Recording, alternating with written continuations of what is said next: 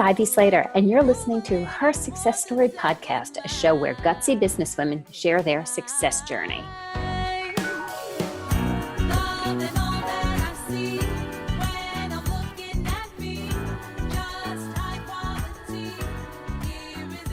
Hi, this is Ivy Slater with today's episode of Her Success Story.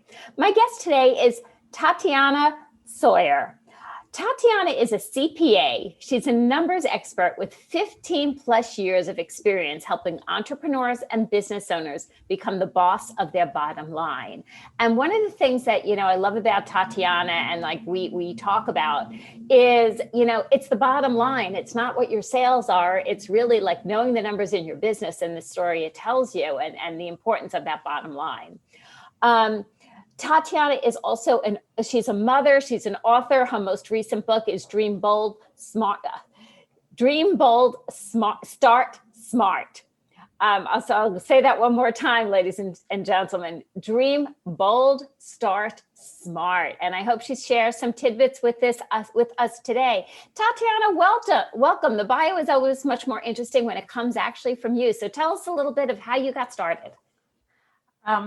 Thanks so much for having me on. It's a pleasure to be here and to share my story. And so I kind of started in business kind of by force in a sense. And what I mean by that is I was working full time as a bookkeeper. I went to school at night, and I got to a point where I needed to really speed up the degree a little bit because New York was changing rules for CPA licensure. So I actually started taking 5 to 6 classes a semester, and in order to graduate on time to be grandfathered into that licensing requirement. But basically, my job at the time couldn't handle that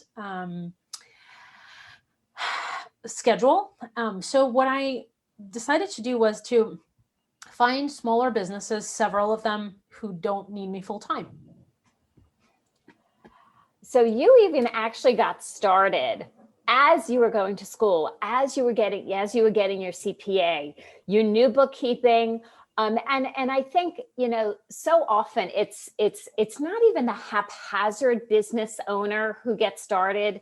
It's you have an intent, you have a skill set. And then you have an ability to fill in a need in the marketplace and fill in the need in where our lives are going, which so often we forget to look at. So I love that you did that.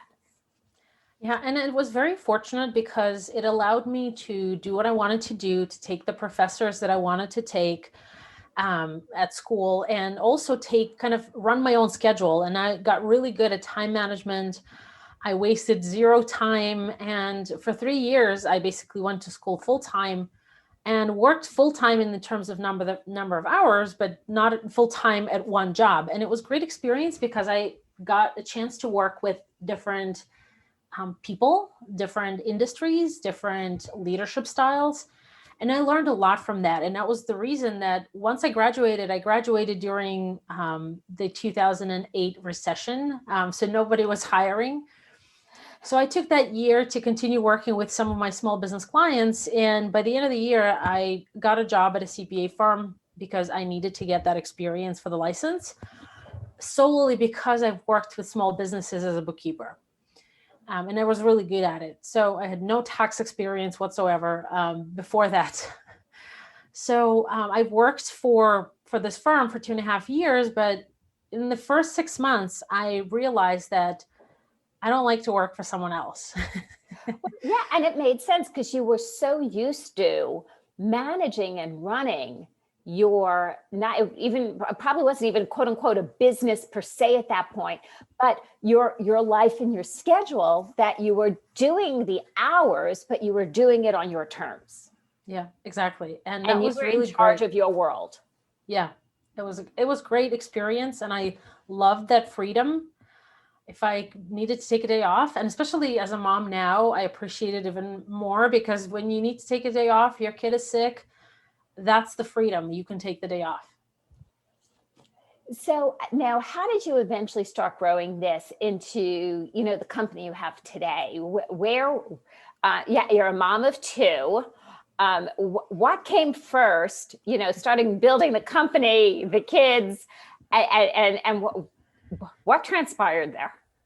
So when I got pregnant, it was right before the next tax season at the time. So what I realized was that it was the time for me to leave, to start something on my own. I've had some clients on the side kind of throughout working full time. I'm crazy. You're ambitious. Yeah. So I kept those clients. I basically quit as soon as I got pregnant. I didn't want to put my baby through the stress of tax season, 50, 60 hours, a week, sometimes more. I just didn't want to do that. So I quit and I basically freelanced for them for 6 months on my terms again. And also kind of started building up my own practice, started taking on clients and offer them not only the accounting support, controller support, but also tax preparation. And in the beginning, I sort of, just like many of us, I undercharged, underpriced, undersold myself. And I've gotten to a point in my practice where I was working a lot of time. I was really busy, but my bank account didn't reflect that entirely. So didn't reflect the increase in busyness, sort of. Well, so often it's so easy to, first of all, when we're working for a firm, we're being paid a percentage and we don't really see what the firm is charging us out at, and we don't own our value that way. Very often more for women even than anybody. And then, we women, I find by nature, and there are some exceptional men as well, who are givers by nature. We're nurturers, we're givers, we want to help people. And we don't look back, although we're helping their businesses, but we don't look back and remember that we're running a business and that we have to be looking at our own bottom lines. Yeah. Yeah. I mean, I've certainly made that mistake, I guess, if you can call it a mistake. Learning curve. Yeah, I've certainly learned a number of lessons there. But valuing yourself for accountants is a different topic, meaning that it's very common for accountants to undervalue ourselves, to undercharge, to give a lot of stuff away, a lot of stuff for free. And I've certainly been there. And I think that it's not just accountants, but I can speak from my experience. So at some point in 2018, I've gotten an award from Intuit. Intuit is the largest kind of producer, maker of software for small businesses, TurboTax, QuickBooks Online. I participated in a contest that they had for accounting firms. It was called Firm of the Future, and I made it to the top 15 around the world. So there were 3 companies selected from the US, 3 companies from Canada, India, UK, and I believe Australia. So I made it to the top 15. This one woman firm made it to the top 15 in the world. Wow. So that kind of told me, you've got something special. So that light bulb went off, and you kind of start now looking at from the outside point of view, from their eyes. Yeah. And I immediately signed up, almost immediately. It's been like a couple of months in between, but I signed up for coaching, business coaching, technical tax planning coaching, and I've tripled my revenue in the first year. I realized that I have so much more value, but that mindset that we've been brainwashed with, that accounting is a commodity, that an accountant is as good as the refund they get or the plugging of the numbers into the tax return, that it's all wrong and it's all, and I have to change that. And I started changing that with my clients, with the new clients that I took on, because honestly, what I found was that even though it's been kind of like this for decades, it doesn't work really well, not for an accountant and not for the business owner, because think about it. You get to talk to your accountant once a year when they're in the crunch time. And in order to make a decent living, the accountant has to have 300-400 clients to process in that short period. Nobody gives your tax return a second look. Nobody gives your business a second look. So that system doesn't work. So I started working with less clients, higher revenue per client, but also higher service, higher support. And I think that there's something to be said. I'm going to go back to what I'll refer to as the olden days. In my early years as a business owner, in my early years in learning business, that the accountant used to actually show up in your office once a month, way before computers. I mean, hello, Stone Age. But they used to open the ledgers, and with the business owner, they used to literally sit down and you discussed every month, 12 months a year, where your business's profitability, what you're planning for taxes, what you're planning for expenses, what your growth plans are in the financial aspects of it. And these meetings happened regularly. And, when God bless computers, it has streamlined so much. And the loss factor of that missing the communications with your financial professionals on a regular basis is massive. Yeah, absolutely. And I think that it doesn't, it's a disservice to both sides, which is amazing. But there are many people are still in that mindset of accounting service being a commodity and nothing else. Yeah. So tell me, so your business today, you have transformed your business. It pushed you to write a book. Tell me a little, first of all, share a little bit about the book.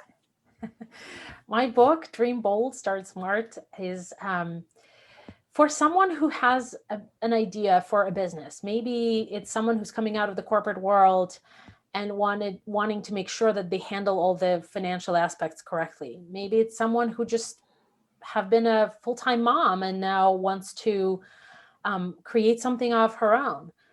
Or maybe it's just someone who has a dream of a business, an idea for a business, and wants to make sure that they have a roadmap, what to do first, what to do second, what kind of entity to get, how to price their product or service, how to plan cash flow, how to not fail, and remove the anxiety that often comes with having to handle all these aspects. So the book came as a result of working with clients for 16 years now and seeing them come to someone like me at this stage of my business with things that have been missed, opportunities missed, taxes overpaid, management techniques missed. And really, I felt heartbroken looking at clients, new clients that came from somebody else, and they've had a once a year relationship. And their tax return wasn't even done correctly sometimes.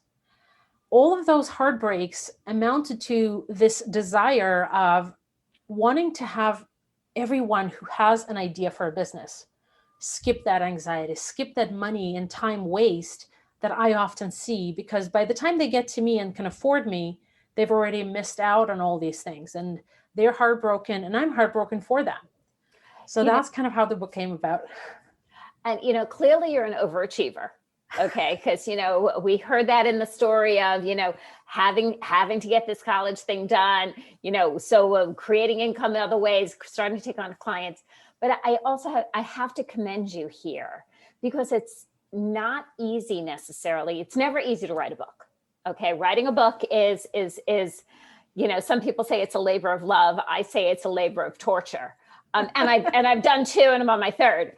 But be that as it may, when you're a numbers brain, okay, you're not necessarily coming from a writing brain. And so and you clearly have a sweet spot and excel in the area of the numbers and I want to talk about the bottom line next.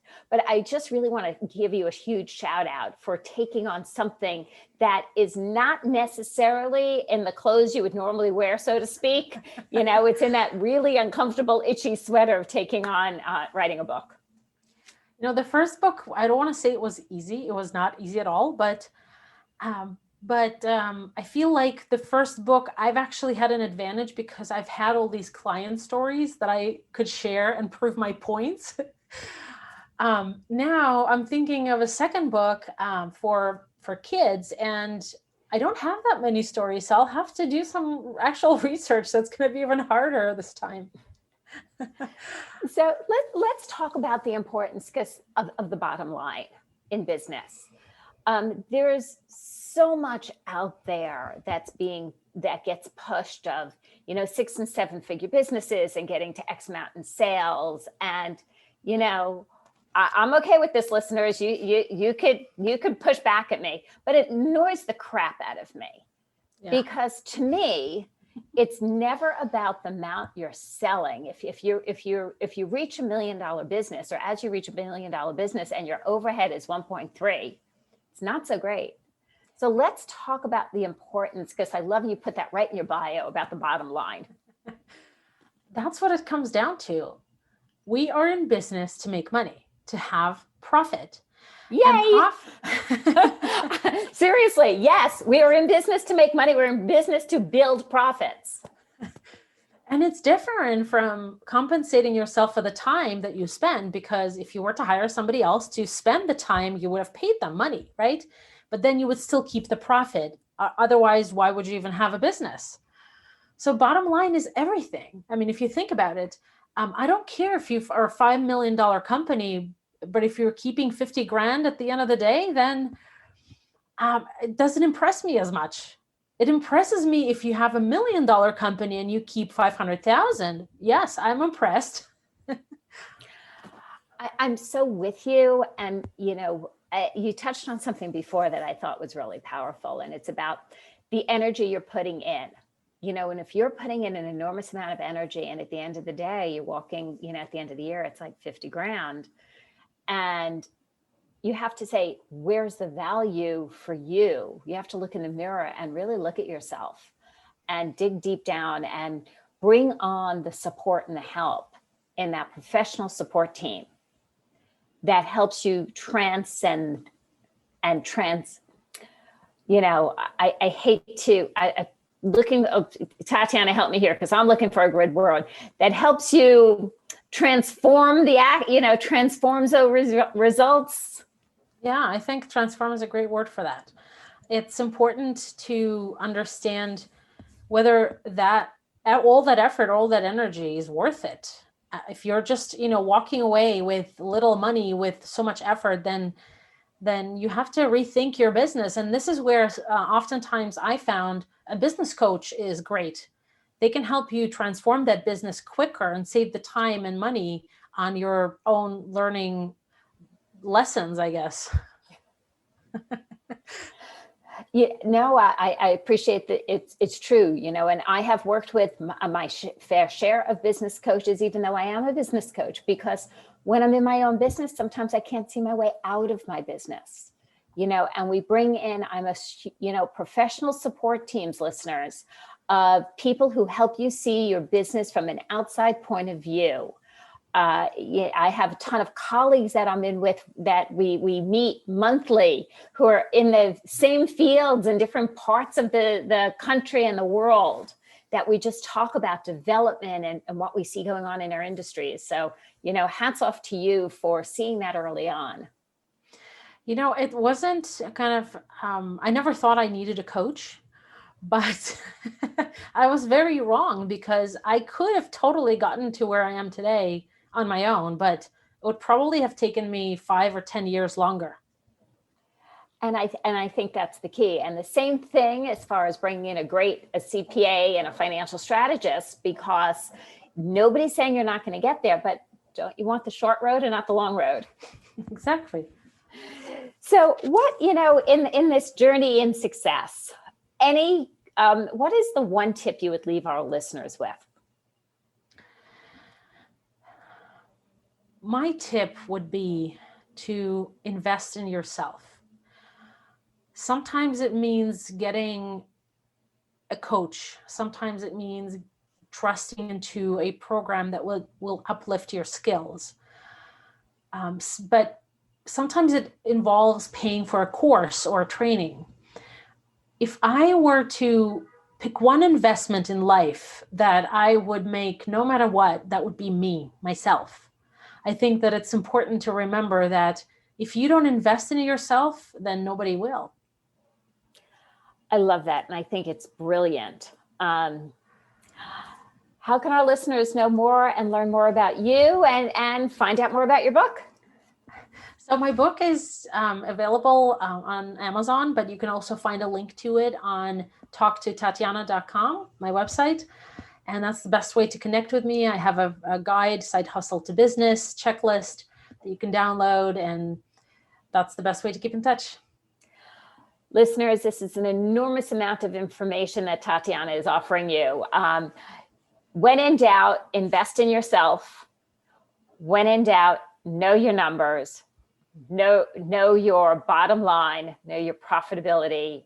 Tatiana, I so appreciate you sharing your brilliance with us today. Thanks so much for having me. And listeners, remember to hit subscribe. We come into your podcast app or at your inbox or any which way you want to look at it every Monday morning with great new content and interviews, as well as most importantly, leave a note below on the one thing that impacted you from this interview and the action step you're going to take from it. That's where the meat of these things are, the takeaways and how you're going to take action from it. Thank you for joining us here today at Her Success Story. See you next time.